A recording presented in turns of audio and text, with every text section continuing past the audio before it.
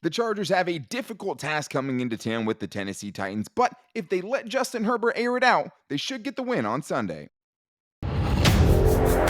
You are Locked On Chargers, your daily podcast on the Los Angeles Chargers, part of the Locked On Podcast Network, your team every day.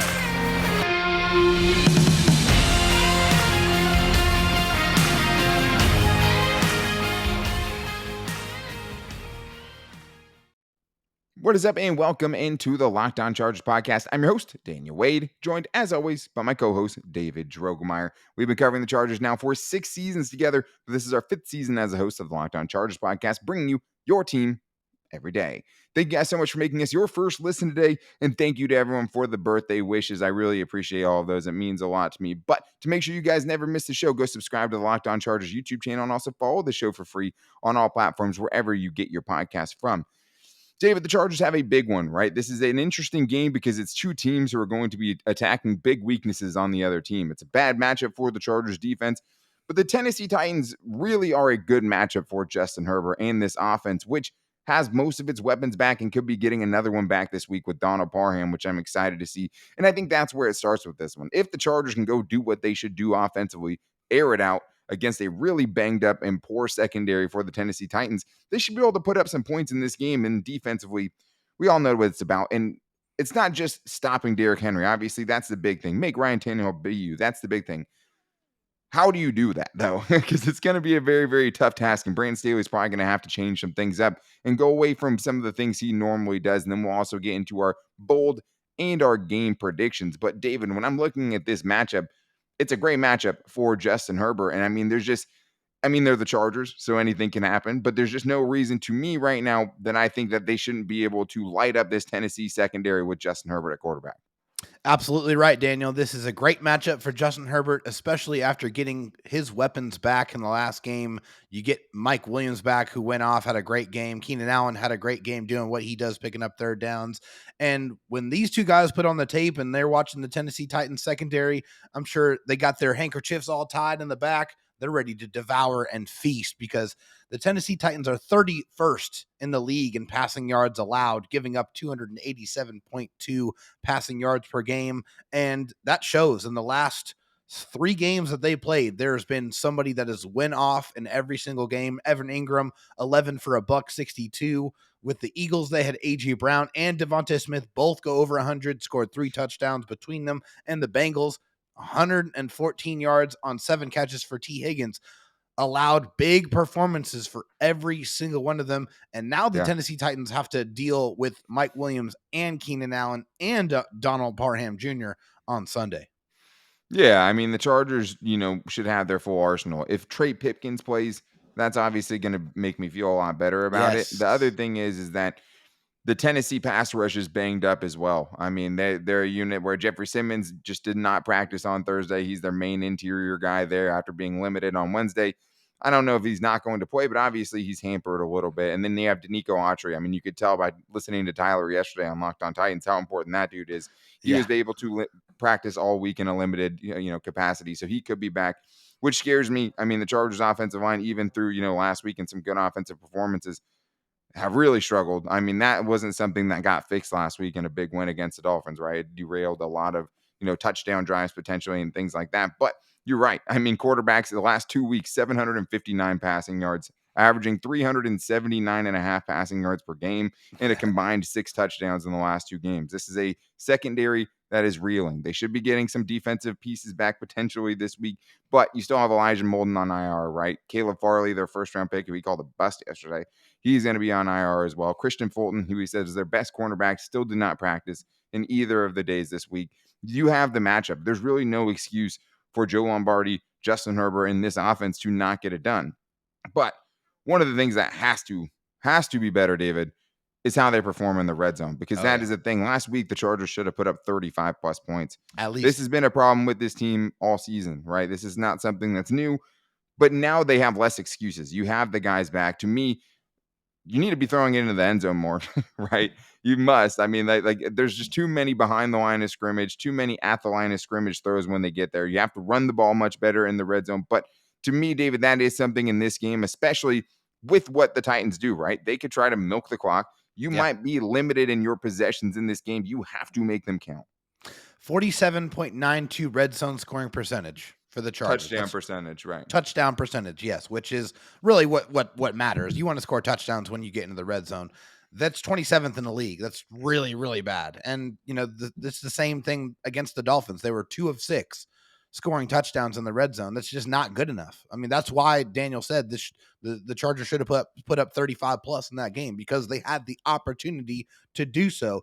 And it's all about the play calling. Like you said, why are we not throwing the ball in the end zone? Why are we not singling up opportunities to give your best jump ball receiver, probably one of the best jump ball receivers in the NFL, more opportunities, the best in the NFL, more opportunities to score touchdowns in the red zone? It doesn't make any sense at all. That has to be an immediate change. Donald Parham Jr. is supposed to be coming back off of IR. He should be heavily and immediately invested and involved in this red zone game plan. He is 6'8", has a ridiculous catch radius, has some good yards after catch ability, deceptive quickness for a big man. Those are all skill sets that should be utilized in the red zone. The Chargers have to be better because, hey, the Tennessee Titans might minimize the amount of times that the Chargers can touch the football. So they need to make sure that every time they have the ball, that they are punching it into the end zone.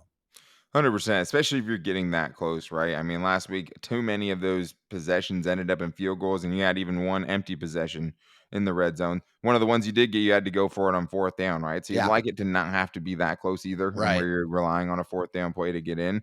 But it just has to be better. And I think that another thing for this game that I don't want to see is the Chargers kind of running their head into a brick wall by just trying to stuff the ball down the Tennessee Titans' throat and run the ball on obvious running downs. I just don't think like that's what scares me. Like, there's certain things that scare me about this game. That is one of the things. I mean, obviously, yeah, you can't have Justin Herbert drop back 70 times, right? There's ways to do it. Yeah, you can run to keep him honest, but like it does not have to be a strong point of this game plan. Like, yeah, if it's working, keep it going, obviously, right? But what I'm afraid of is the negative plays, David, because that's what I think that gets the Chargers in trouble on too many of these drives in the red zone. The one thing we didn't talk about, penalties. Penalties have been killing them in the red zone. That is such a brutal place in the field to get penalties, right? But a lot of the other negative plays are coming in the running game. So hopefully the Chargers can find a way to eliminate at least those negative rushes. That's what I'm looking for, right? This is a very good run defense they're going up against, David. Yeah. But if they can just eliminate the loss of 2, the no gain, right? If you can just make sure you're getting 2 to 3 to 4 yards, giving yourself some breathing room, not putting it all in Justin Herbert's hands, or on his back basically on 3rd down. I think that's huge. Falling forward, just get some positive yards. If you can get it, definitely do that in this game. The Tennessee Titans are a really darn good run defense. They're only giving up around 88 yards per contest so far this season. So yeah, don't run your head against the wall. If it's not working, don't stay committed to it. That there's an obvious weakness to exploit with this Tennessee Titans defense, and it's against the pass. That they cannot stop anybody. I mean, they're injured. They're not very good. They're not good in the man coverage, which is what they play a lot of the times. And you see receivers jump over their corners left and right, game after game after game that you put on. So that has to be hey, short passes, do some of those screens, supplement the running game by getting the ball out of Justin Herbert's hands quickly. And that's how you can continue to move the ball down the field. I agree. One of my other ones, before we move on to defenses, have a plan for Jeffrey Simmons. I know he's been on the injury report, but he's a problem. In the middle of that defensive line, he causes and wreaks havoc. And the Chargers have had some trouble with the interior pressure. I know the guards have had a lot of issues. Zion Johnson, Matt Filer has had some problems really trying to protect against that middle pressure. So Corey Linsley's going to have to double team and try to help as much as possible to try to mitigate his effectiveness, because that guy's a game wrecker. Yeah, of course. I mean, we'll see who ends up playing, right, for this game. It's going to be huge. But, I mean, it's pretty obvious when you're looking at that defense, the guy you should be focused on, right? And teams, when putting their sole focus on him, on a guy who's trying to come back from injury, have been able to limit him recently. It's not, anything about him as a player, but it's been able to work because there's just not other threats there that you're as afraid of. But we do need to get into probably the most important thing for this game, which is trying to slow down Derrick Henry. But how do you do it? What can you do to get the most out of the worst rush defense in the league, right? So we have some plans. We have some things to talk about as far as how the Chargers can potentially try to slow him down. You can't stop him, but they might be able to contain him in this one. So we're going to get into our defensive keys for success before getting into our predictions coming up right after this. But there's something I'm very excited to talk to you guys about, and it is Tommy John underwear. Don't make your loved ones face the dead of winter in old t-shirts, ancient underwear, and ratty sweats. Help them fight the cold with cozy. Give them the gift of Tommy John. Tommy John, I've talked about this before. I mean, they're definitely my favorite underwear, and it's so nice having a pair of underwear that you don't have to think about, because it's just so perfectly comfortable that it's like they're not even there. And that's what you get with Tommy John. Also, Tommy John works both ways. It's a great gift. I mean, truly is a really, really good gift during this holiday season. Make sure you guys are getting in on that now while you can still get them. But also, it's a great thing to ask for. I have my family down my throat all the time asking me, what do you want for Christmas? To their surprise this year, it was Tommy John underwear, because once you find it, it's not, when you're 7 years old and you're upset about getting underwear. This is like the gift I'll be really, really upset if I don't get this year. But what I love about Tommy John's, they don't have customers, they have fanatics. They've sold over 18 million pairs, giving Tommy John has become a holiday tradition worldwide.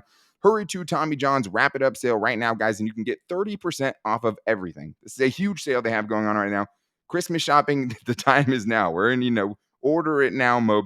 Make sure you guys go to Tommy John's, 30% off everything plus free shipping at TommyJohn.com/locked-on. Order now so your gifts arrive before the holidays, guys. 30% off plus free shipping at TommyJohn.com/locked-on. TommyJohn.com/locked-on. See site for details.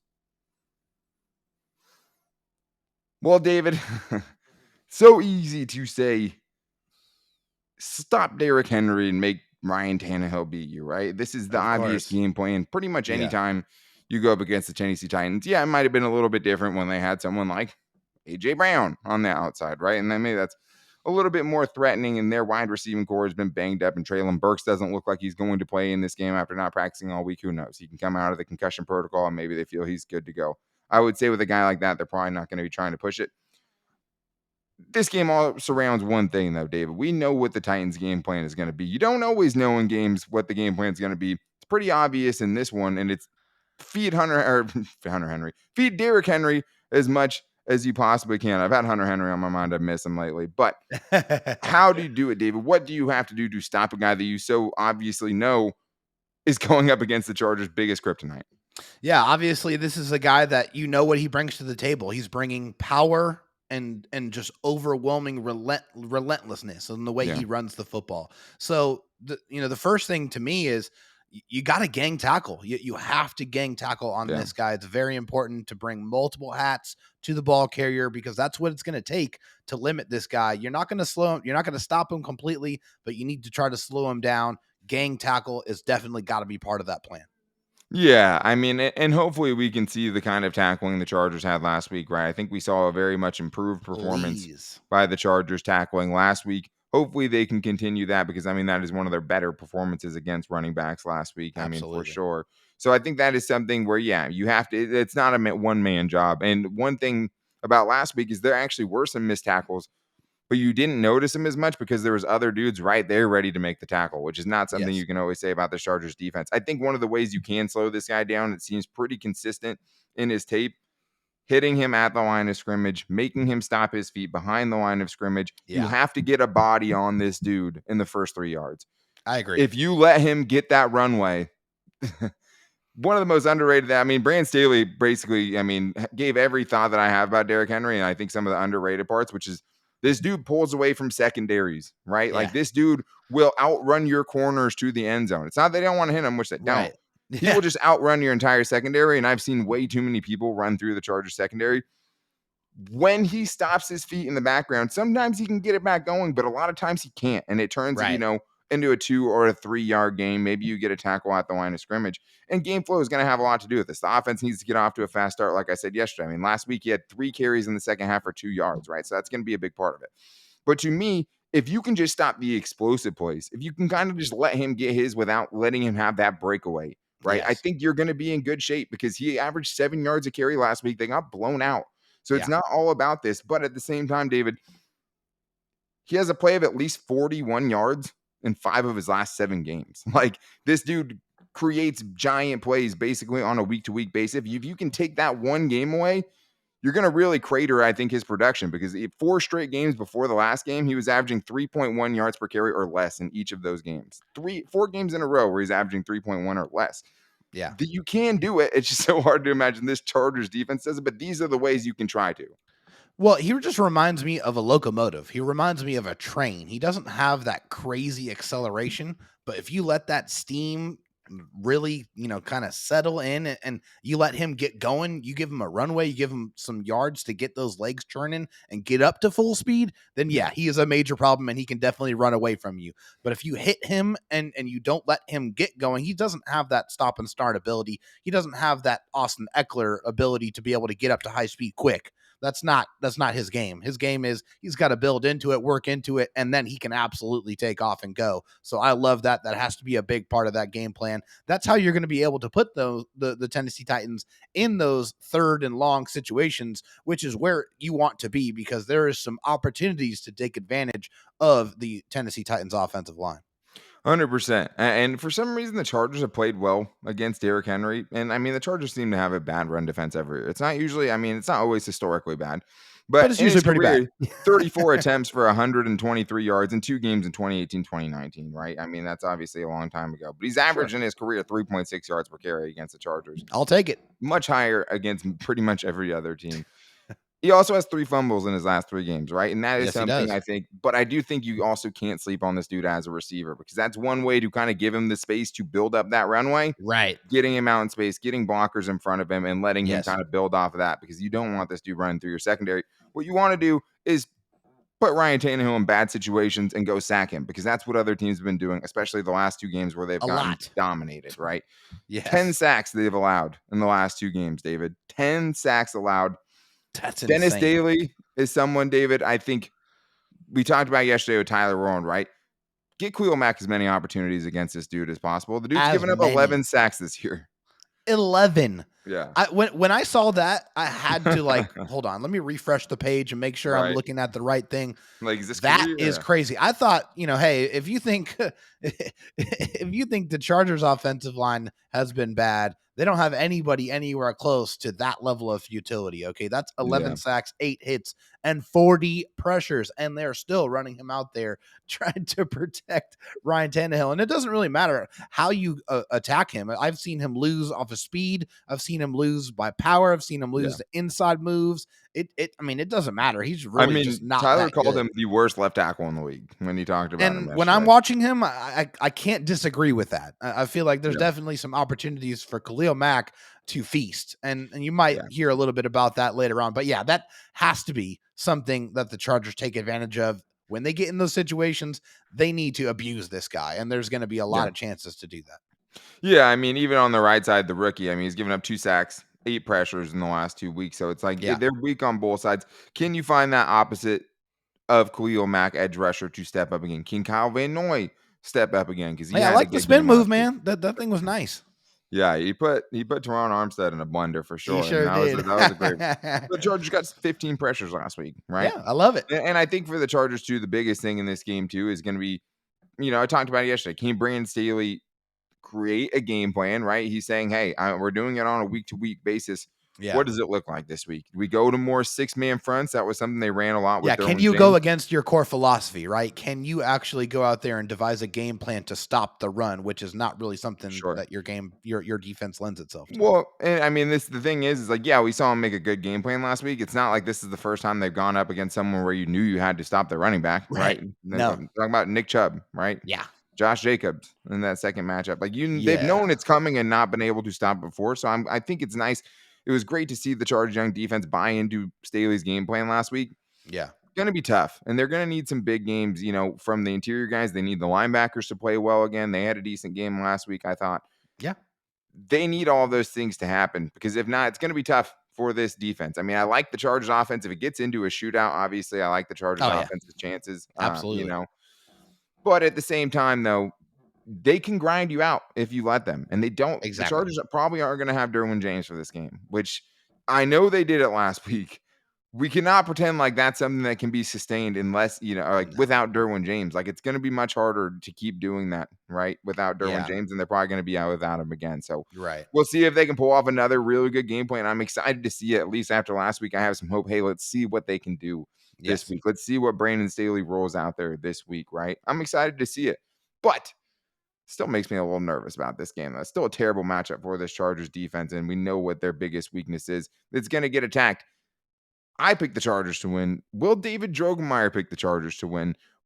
Who is going to have a big game in this one? We have so much more we want to get into in this one. I might have to change my prediction. I've been feeling uneasy ever since I picked the Chargers to win by 9 points because I know that's not something that they love to do. So we're going to get into our bold and our game predictions coming up right after this. But first, I need to tell you guys another great thing for the holidays. This holiday season, find what you love at TotalWineAndMore.com.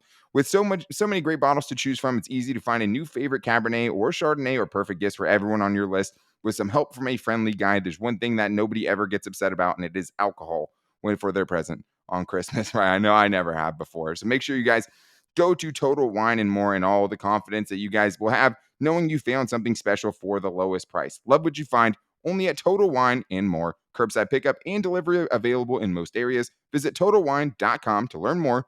Drink responsibly. Be 21.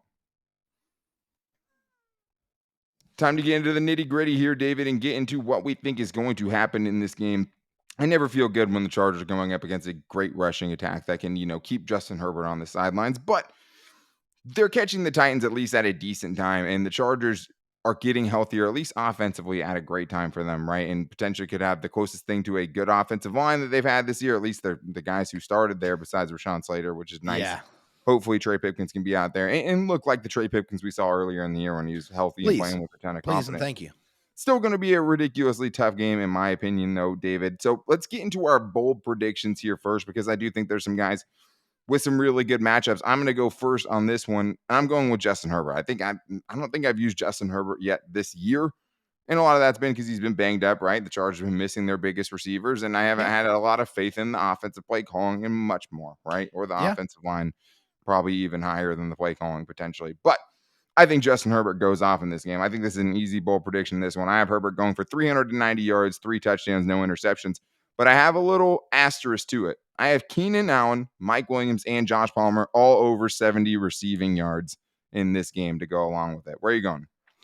Not only is Mike Williams going to have over 70 receiving yards, Mike Williams is going to have 185 receiving yards. I think he is going to go crazy in this game. I really feel like this defensive secondary going up against him and what I've seen them not be able to do against jump ball receivers the last several games, I think this is a dream matchup for Mike Williams. He's going to go into this AJ game Brown was crazy. Killing them on that stuff. I mean, exactly. Just throw it up to him. I mean, he made some ridiculous catches too, but sure. But Mike Williams is capable of doing those same things, and I feel like he is going to have a great game in this one. I'm going 10 catches, 185 yards, and 2 touchdowns for Mike Dub. Yeah, and let's hope, I don't know if we talked about it, but take some shots in this game. Absolutely, right? Take some shots. Secondary, especially with a banged up pass rush, find ways to take some shots. The Chargers have been super successful when they've done it. We just still haven't seen it enough. This offensive line maybe gives them a little bit more, hope that they can do it. Keep maybe moving them around, though. Keep moving the confidence. pocket. I like that aspect of it. Yeah, no, for sure. And that's something we saw from them last week. Yeah. Let's get to the defensive side here, David. I'll let you go first because I don't think there's any chance that you're taking the dude I'm using for my defensive bold prediction this week. So where are you going? Yeah, no, obviously I've already kind of hinted at who I'm going at, so I'm sure Didn't you use Khalil Mack last week? I don't know if I did, but I really do feel good about Khalil Mack this week. One of these days, he'll get it. He's getting closer. He actually was in the backfield against, the Miami Dolphins, so that gives me some hope that he's getting closer. And the matchup that he has in this one going up against Dennis Daly is a fantastic one for him and a potential get-right game for him. So for Khalil Mack, I got 2 sacks in this one, but one of them is going to be a strip sack. And I feel like that's going to be big, and it's something that the Chargers are going to have an opportunity for because the Tennessee Titans do fumble the football. They do, and so I think the Chargers are going to create one of those, and one of those is going to come from Khalil Mack. Yeah, I mean, I could see. I think Tannehill has fumbled 4 times or something this year, somewhere around there, right? I mean, he doesn't turn. He's pretty careful with it, but I could definitely see the Chargers getting a forced fumble, and I have my defensive bold prediction, man, getting a forced fumble in this game. It will not be Khalil Mack. It will not be anyone you think it's going to be because it's going to be Braden Fayoko is getting my defensive bold prediction this week. I have Braden Fayoko with 3 tackles for loss, 1 sack, which I have a caveat with. It's going to be a hustle sack, right? Khalil Mack chasing Ryan Tannehill around. Braden Fayoko's hustle gets him there, right? I think that's the kind of sack. And then forces a fumble in this one too. I mean, Braden Fayoko is going to be a huge piece in this game. someone that the Chargers really, really need to step up in this one, right? I Yeah. mean, the perimeter as well, because that scares me much more. I have much more faith in Braden Fehoko. I think he's played exceptionally well since getting called up. I mean, I think he could be a stalwart in the middle of this defensive line. Just as far as Completely agree. Brandon Staley talks about things, knock back, not giving up ground. That's something that Doing Braden the dirty Fehoko work. gives you, Absolutely. absolutely. So let's get into our game prediction. I'm tempted to change my score. 33 seems like a lot. I could see it happening that way, but like me and David were talking about before the show, and like I talked about a little bit yesterday, like I think game flow has so much to do with this. Like there's a scenario, or there's a version of this game that ends up with Justin Herbert getting the ball like 6 times, the Titans going on like 3 10+ minute drives or something. Not Yeah. I'm embellishing, but like it could go a variety of You can different see ways. that happening. Yes. 100%. I mean, as confident as I am is like in Justin Herbert's matchup. Obviously they had to finish drives and touchdowns because you can't. Sure. 23 points might not win you this game, Right. but like it's still tough to fully have confidence in this team who have been super super inconsistent. So David, they're going up against a team in the AFC, which is super important. The best game the Chargers could technically lose the rest of the way is the Rams, right? Because Yeah. when these tiebreakers end up happening, they go to what is your conference record first. This Right. is a big AFC win for the Chargers if they can bag it, David. Do you think they're going to get the job done on Sunday? Yeah, so looking at this game, I see that these two teams are really going in opposite directions. I feel like the Tennessee Titans have a lot of things that are going up against them. They're a really banged up squad. They're on a losing streak. I just feel like their momentum has taken them in the direction they don't want to go. And I feel like the Chargers are getting healthy at the right time, which is crazy to say after all the injuries that they've suffered. And I feel like coming off of their biggest win of the year, that momentum is real. And I'm not saying they're going to Yeah. carry over the game plan, but that momentum and that confidence that they can go out there and they can beat a really good team is going to carry over. I like the Chargers' Yeah. chances to win in this one because I feel like they're going to get a lead and they're going to force the Tennessee Titans to have to throw to catch up. And I don't think they're going to be able to. I have the Chargers winning this game 34-24. No, you're gonna one up me by 1 point. I said 33-24 yesterday. That's rude. Yeah, I mean, like I said, there's a version of that I can definitely see, but like we're talking about consistency, we're talking about momentum. Like Mike Yeah. Vrabel is a good coach. It scares Yeah. me that they've won the last 3 games in a row because this is a team, who's fighting for a playoffs. I mean, it's a team with their back against the wall. They've Yeah. had some obvious dysfunction. They've fired their general manager in the middle Yeah. of the season. They traded away AJ Brown, who has taken his game to an Probably absolutely why he got other. fired. Yeah. Yeah, well, 100% it was. Yeah. Right after he torches them Yeah. with the Eagles and then he gets fired, 100%. Yeah, I mean, you can go Yeah. watch the draft room, the war room Yeah. when it was announced on draft night that they traded him. Mike Like Vrabel was Vrabel's not like, happy. But Mike Vrabel's a good coach, and like I said he yesterday, is. right? This can be a physical team. The Chargers are a finesse team. They're not a team known for their physicality. I agree with If that. they get smacked in the mouth, will they be able to respond, or will it turn into 4 straight scoreless drives? Yeah. That's things we've seen for this team. You're talking about momentum. How about consistency? I mean, did Sure. they get momentum after the game against the Cardinals? No, they lost against the Raiders, right? So like Right. it's a week to week game. That stuff doesn't carry over. I mean, I think as far as the belief in what Brandon Staley's teaching in the game plan, I think they bought in last week. I think having that work is huge. The other thing I think is huge, no big injuries from this last game, right? Some consistency Yes. there, less shuffling of the lineup, I think is going to be huge. Absolutely. That was a great thing to see. So the Chargers have no excuses. I mean, they should absolutely win this game. Yes. There's a reason I picked them to win by 9 points because you guys have been watching the show all season. I don't do that. You know what I At mean? all. But this is it's such a good matchup for Justin Herbert in the offense. If they don't put up 34+ points, if they don't put up 30+ points in this game, I think that's a major disappointment Yeah, from this absolutely is team, a right? disappointment. Yes. Because I think that means you're failing on both sides. You're failing to stop Derrick Henry, and offensively, you're getting into more of the same old, where you're having droughts. You're not scoring in the third quarter, and that'll be a huge letdown. And I think, honestly, the way this game kind of plays out, I think will give us the sense of how we should feel about this team and how confident we should be in this team making a playoff run in 2022. And I think it's huge. And hopefully we'll be back here talking about it on the Chargers post-game show, David. Make sure you guys are back here Sunday after the game so you can hear our initial thoughts right after on YouTube. So make sure you're subscribing to the Locked On Chargers YouTube channel. And we also later in the night post the post-game show audio-wise out there as well. So if you guys want to catch it early, go on YouTube. But you can also find it wherever you get your podcast from for free all the time, like we always are. We're at Spotify, Apple Podcasts, wherever. You can also, if you can't ever find the show, right, it's not where you normally get it, you can find it on all of our social media. You can find it on my Twitter at Dan Talk Sports, David Drogemeyer's Twitter at DroTalkSD, or the show's page at Locked On LAC. You can find it on our Instagram at Locked On Chargers or on our Locked On Chargers Facebook page. This is a huge game, guys. Very excited to see if the Chargers can get it done. Thank you guys again for making us your first listen. If you need a second listen, make sure to check out Locked On Sports Today, where they're getting into the biggest stories that only the Locked On local hosts can talk about, right? And they're getting into the take of the day, which has been very interesting to see what some of these guys around the league are saying and putting out there, right? But maybe you'll see me and David on there as well. But thank you guys so much again for listening to today's show and supporting us. And I know it's the holidays and everything is busy. It means a lot that you guys are checking out the show. Make sure you guys are back here on Sunday for the Chargers post-game show. But until then, take it easy and go Bolts.